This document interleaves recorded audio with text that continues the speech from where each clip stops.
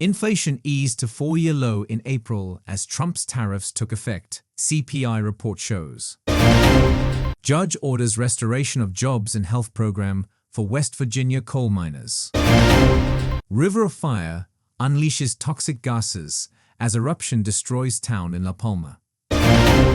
Wisconsin judge indicted in federal court following accusations of obstructing immigration agents. Inflation eased to four-year low in April as Trump's tariffs took effect, CPI report shows. Inflation eased to a four-year low in April as the nascent impact of President Donald Trump's sweeping tariffs were offset by their cost-dampening effects in a slowing economy.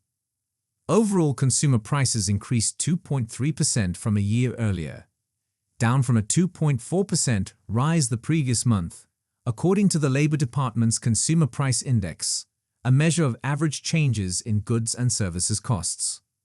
That's the lowest annual increase since February 2021, but still leaves inflation moderately above the Federal Reserve's 2% goal.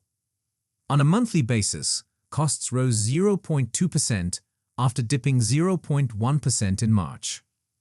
Prices for groceries, including eggs, used cars and airfares, all fell sharply, while medical services and auto insurance and repairs continued to drift higher. The report provides a snapshot of consumer prices just as Trump's reciprocal tariffs were kicking in, capturing the economic uncertainty they spawned, but only partly reflecting the projected jump in costs. Further blurring the picture, the Trump administration announced a 90-day pause on the highest import fees for dozens of countries in early April and a similar truce with China on May 12 that allows the two sides to negotiate further. Some forecasters hailed the reprieve, but others said the levies will still push inflation sharply higher within months. This may be the low point in 2025. Nationwide senior economist Ben Ayers wrote in a research note, "As tariff costs increasingly flow into consumer prices, we expect a jump in the CPI this summer." Judge orders restoration of jobs and health program for West Virginia coal miners. A judge on Tuesday ordered the restoration of a health monitoring program for coal miners in West Virginia and rescinded layoffs the federal government implemented in a unit of a small U.S. health agency. U.S. District Judge Irene Berger issued a preliminary injunction in a lawsuit filed against Health Secretary Robert F. Kennedy, Jr. and the U.S. Department of Health and Human Services by a coal miner who was diagnosed with a respiratory ailment commonly known as black lung disease. Nearly 200 workers at a National Institute for Occupational Safety and Health facility in Morgantown were told last month that their jobs were being terminated as part of restructuring within Health and Human Services. Berger ordered that jobs be restored within NIOSH's Respiratory Health Division in Morgantown, although her ruling didn't specify a number. The division is responsible for screening and reviewing medical exams to determine whether there is evidence that miners have developed black lung. Federal law mandates that regular health screenings be made available to coal miners. Those diagnosed with black lung also are given the option to transfer to other positions in a mine to protect them from continued dust exposure without a pay reduction. Berger said the defendants lacked the authority to unilaterally cancel the Coal Workers' Health Surveillance Program within NIOSH. She ordered both the surveillance and job transfer programs to be restored, saying that there be no pause, stoppage, or gap in the protections and services mandated by the Federal Mine Safety and Health Act. Poisonous silica dust has contributed to the premature deaths of thousands of mine workers from black lung disease. Plaintiff Harry Wiley, a West Virginia mine electrician who has worked in coal mines for 38 years, was diagnosed with early-stage black lung last November. Canceling the health surveillance program would cost lives, Berger wrote. Remaining in a dusty job may reduce the years in which Mr. Wiley can walk and breathe unassisted, in addition to hastening his death. It is difficult to imagine a clearer case of irreparable harm. The judge gave Kennedy 20 days to show the federal government is complying with her order. River of fire unleashes toxic gases as eruption destroys town in La Palma. This striking satellite photo shows red-hot lava winding into the sea during a volcanic eruption on La Palma in the Canary Islands. The river of fire completely wiped out a small town and unleashed plumes of toxic gases, which have plagued the Spanish island for years, locals and experts told Live Science. On September 19, 2021, after a swarm of more than 22,000 earthquakes in less than a week, a large fissure suddenly opened up above the town of Tudok on the western flank of Cumbre Vieja, a volcanic ridge that runs through the southern half of La Palma, shooting lava fountains hundreds of feet in the air. The effusive eruption, which was the first volcanic outburst on the island since 1971, persisted for 85 days until December 13, according to the Global Volcanism Program at the Smithsonian National Museum of Natural History. During this time, around 7.1 billion cubic feet, 200 million cubic meters, of molten rock poured out from a 660-foot tall, 200 meters, cone-shaped vent, named Tajagate, which grew around the fissure. The fiery rock, which reached temperatures of up to 2,000 degrees Fahrenheit, 1,100 degrees Celsius, flowed down toward the coast and into the Atlantic Ocean, creating around 4.6 million square feet, 430,000 square meters, of new land in the process.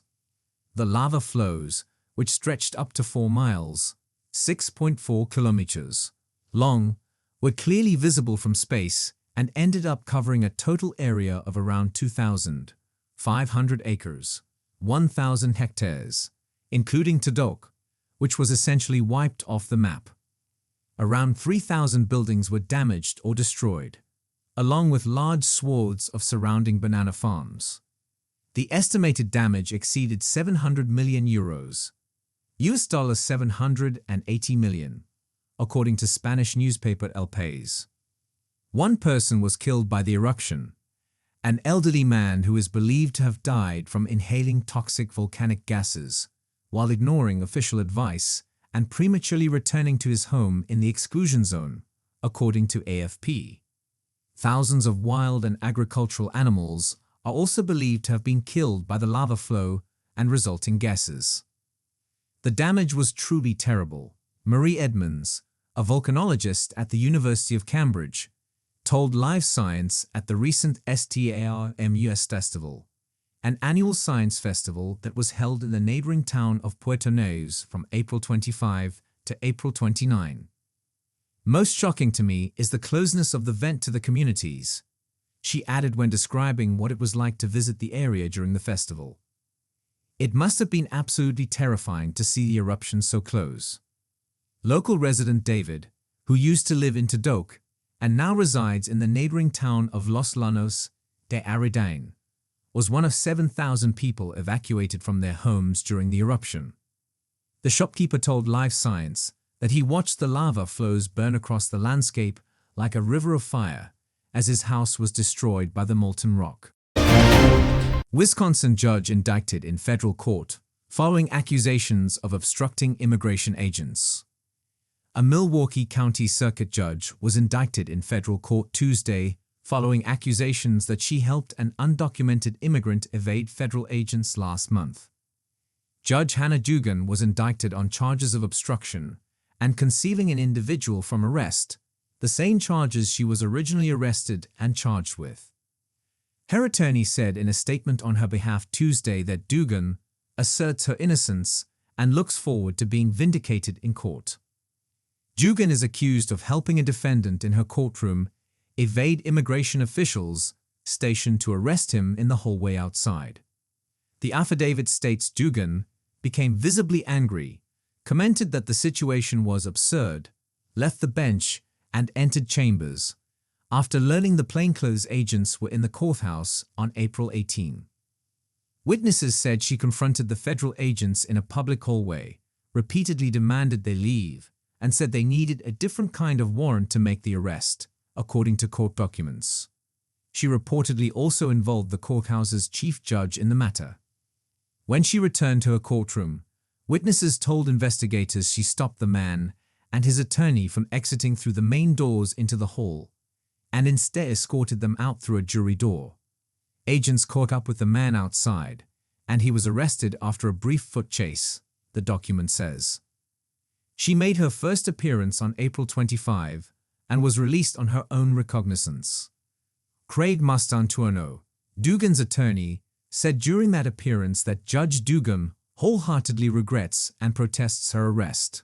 It was not made in the interest of public safety, the Associated Press reported. She is due in court on Thursday. The Wisconsin Supreme Court ruled at the end of April Dugan would be temporarily prohibited from exercising the powers of a circuit court judge as the case moves through the legal system, court records show. It is in the public interest that she be temporarily relieved of her official duties, the court said in a two-page order. CNN's Jennifer Feldman contributed to this report,